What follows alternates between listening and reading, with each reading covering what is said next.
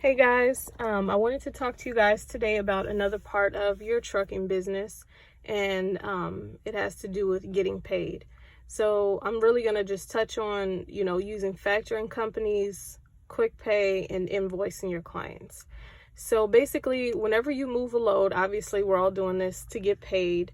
But in general, brokers have like 30, 45 days, 60-day windows for when they say that they will submit payment on a load.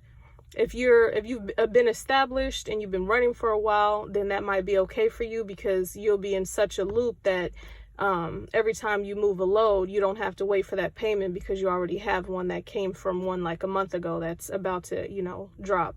So for people who have newer companies who are starting out, we use factoring companies. So basically the factoring company purchases that invoice so that they can front you the money. So just to kind of break that down a little bit, whichever factoring company you use, and I'll do another video on trying to pick a good factoring company because there are some things you want to consider, like if they have reserves or not, what is their percentage, how often do they pay, what time do the invoices need to be in by, all of that stuff. So I'll do a different video on that.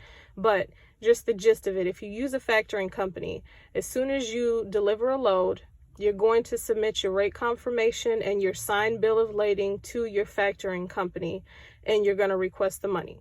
The factoring company is then going to pay you either the same day, next day, whatever their terms are with you specifically. And then they're going to take their percentage off top and you'll get the rest of it.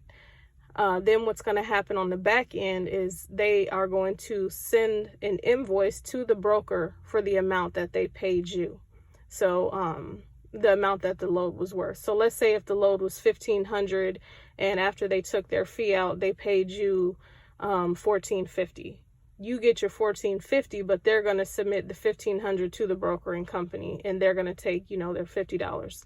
So that's what's going to happen with that. That way you don't have to worry about invoicing, and most factoring companies will invoice the broker because, they're the ones getting paid. So that's what will happen if you use a factoring company. If you choose not to use a factoring company, a lot of brokers have an option for quick pay.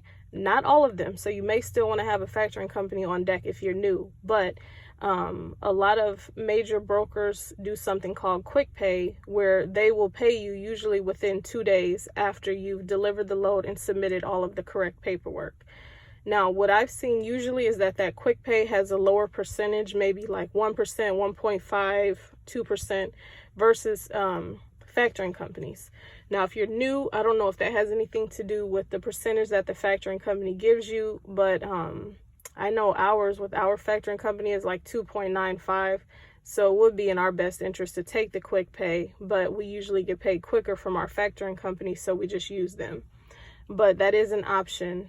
So you have the factoring company, you have the option for quick pay, and there are some factoring companies, because I know TBS is one of them, who if you factor through them, they will match whatever the quick pay is. So even let's say if their rate is 3% normally on any invoice, right? But you go with a broker who has a quick pay option that's 1.5%, they'll match that. So on that invoice you submit, they'll only take 1.5%. So that is something to look into as well. The other option, like I said, is if you are, you've been established and you don't need the money that fast, then you will submit the invoices yourself. So basically you'll just create an invoice. And again, I guess for people who use this, they already know, but you're just going to put, who it's going to, who needs to pay the invoice, and also where they can send the payment. So if you have any questions, you can leave them. But like I said, I'll try to do another video on factoring companies and choosing one, like what considerations to have.